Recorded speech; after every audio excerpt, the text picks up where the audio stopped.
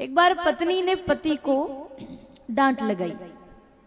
पत्नी पति को डांटने लगी और डांट कर बोली कि तुम इतने बेकार आदमी हो, इतने बेकार आदमी हो, इतने बेकार आदमी हो कि तुम जब मरोगे ना तो कोई रोने नहीं आएगा। इतने बेकार आदमी हो कि तुम जब मरोगे तो कोई रोने नहीं आएगा, क्योंकि तुमने किसी के साथ भी अच्छा व्यवहार नहीं किया। जब देखो जब झगड़ा करते रहे, जब देखो जब गालियां देते रहे, जब देखो जब अपशब्द बोलते रहे। बहुत बेकार आदमी हो तुम, जब मरोगे तो कोई रोने नहीं आएगा। और सुनो, मैं तो इसलिए रोऊंगी कि मैं तुम्हारी पत्नी हूं, वरना असली के आंसू तो मुझे भी आने वाले नहीं है, क्योंकि तुमने मेरे साथ भी अच्छा व्यवहार नहीं किया। शराब पी कर आते हो, मारते हो, गाली देते हो, मेरे साथ भी अच्छा व्यवहार नहीं करते, तो मैं क्यों रोऊंगी।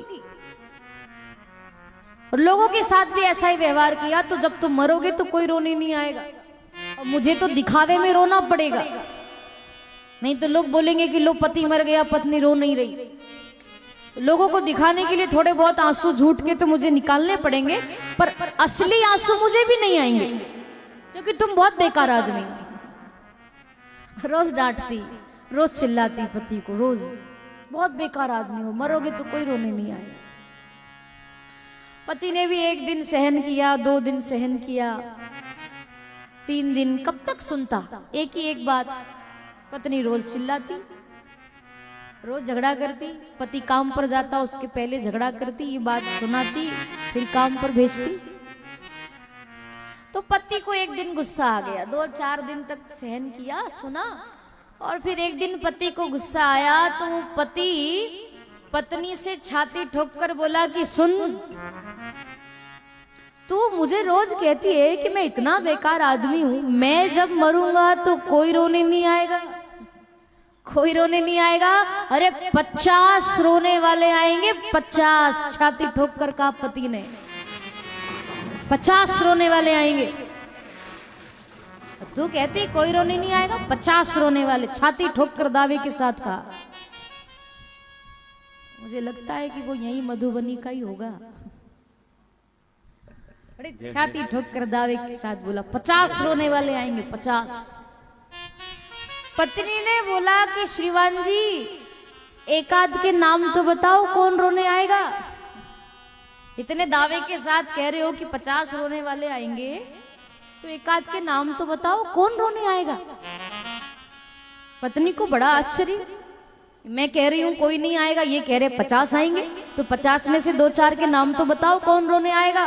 तो पति छाती ठोक कर बोला पत्नी से कि सुन, पहले वो रोने आएगा मकान मालिक, जिसका मैंने साल भर से मकान का किराया नहीं दिया।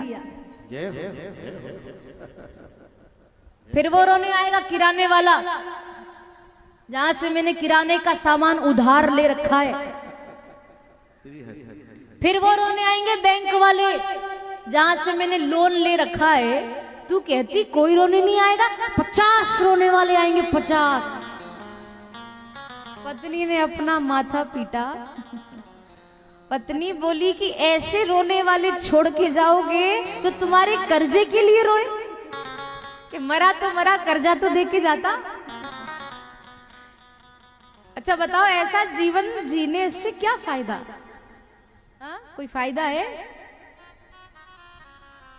हमारे गुरुदेव भगवान स्वामी राजेश्वरानंद जी महाराज कहा करते थे कि कोई फूल ना बाग में ऐसा खिला, खिलके जिसे न मुरझाना पड़ा, पछताया नहीं जो कभी भी कहीं, उसे आखिर में पछताना पड़ा। सुख पाता रहा जो सदा जग में,